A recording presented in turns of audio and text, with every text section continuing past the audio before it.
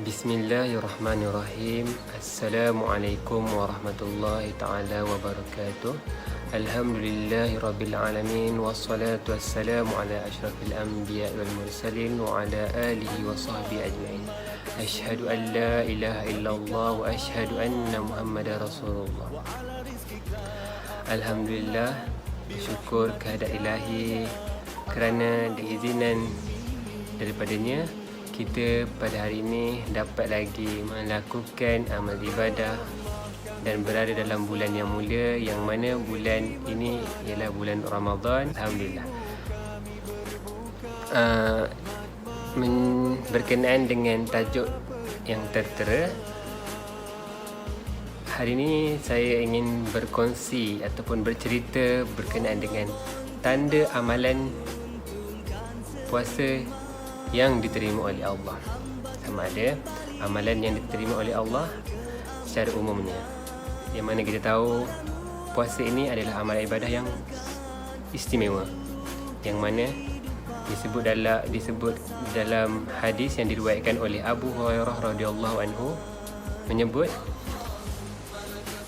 sesungguhnya puasa ini milikku, aku yang membahagikan ganjaran kepadanya.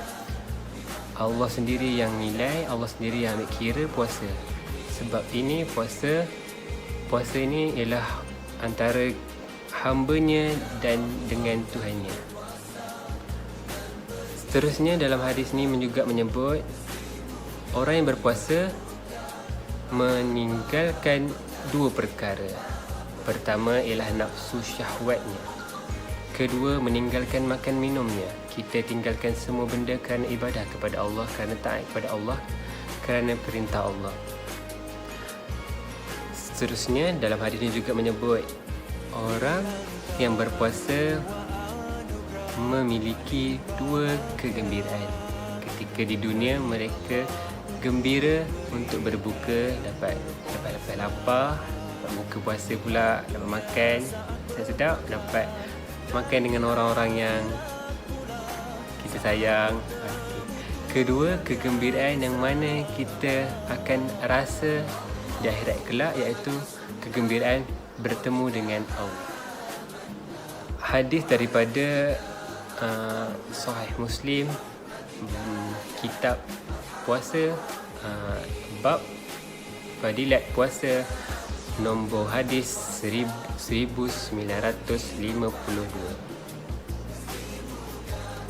Okey, kita masuk daripada apa yang saya nak bincangkan, iaitu tanda orang yang diterima puasanya.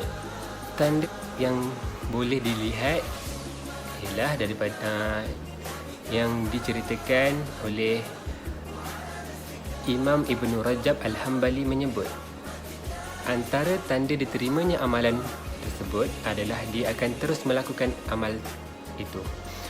Contohnya dekat sini, kita berpuasa dalam bulan Ramadan 1 bulan penuh, dan selepas bulan Ramadan kita tidak tinggalkan puasa itu macam tu saja. Kita pada bulan Syawal kita puasa dengan puasa 6 pada bulan Syawal. Pada bulan-bulan lain pula kita puasa Isnin Khamis, sama ada Isnin ataupun Khamis. Maknanya kita tak tinggalkan puasa itu macam tu je. Imam Ibn Rajab Al-Hambali juga menyebut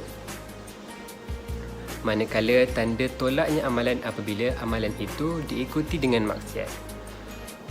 Contohnya, kita buat amal ibadah, lepas tu kita kerjakan solat, lepas tu kita buat maksiat, kita cakap pasal orang, tak boleh. Itu tanda amalan kita tak diterima. Apa sahaja kebaikan yang dilakukan selepas kejahatan, ia akan menghapuskan kejahatan tersebut.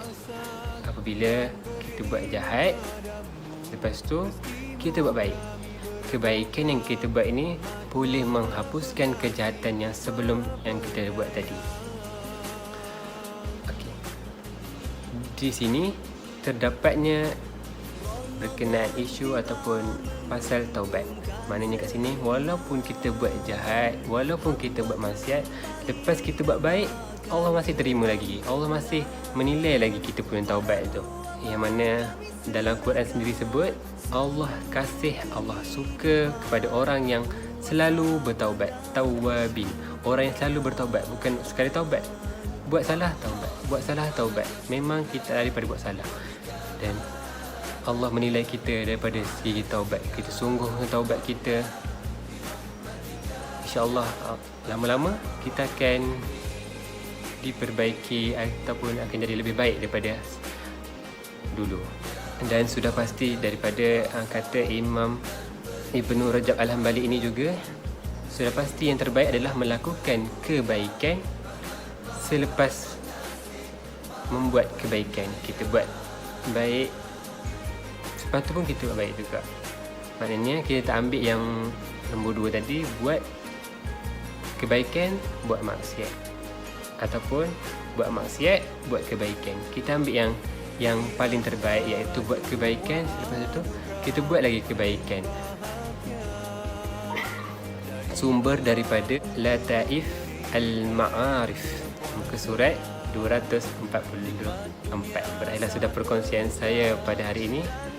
Saya ingin mengajak untuk kita beribadah di bulan Syawal, iaitu kita mengerjakan, kita menunaikan puasa 6, yang mana ganjaran yang diceritakan ialah bersamaan dengan puasa 1 tahun, insya-Allah. Okey, jadi sekadar itu saja. Wallahu a'lam. Assalamualaikum warahmatullahi taala wabarakatuh.